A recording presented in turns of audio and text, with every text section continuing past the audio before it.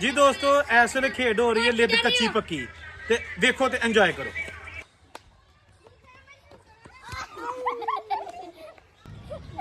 नाज़रीन ए वो खेल है जिहड़ा असीं जदों छोटे हुंदे सां ते इस तरह दी गेमां गली महल्ले च बड़ियां खेलियां जांदियां हुंदियां सन, बिल्कुल खत्म हो के रह गईयां ने हुण। बच्चे कंप्यूटर मोबाइल ते लगे रहंदे ने। मैं ए बच्चों किते देखिया ते मैं उन्होंने कहा कि तुसीं आओ ते एक गेम खेलो। उन्होंने अच्छी तरह तो नहीं सी आंदी लेकिन उन्होंने पता सी कि गेम किस तरह खेली जाए तो वो खेलन लग पे तो मैं फिर उन्होंने फुटेज बनाई। एंजॉय करो।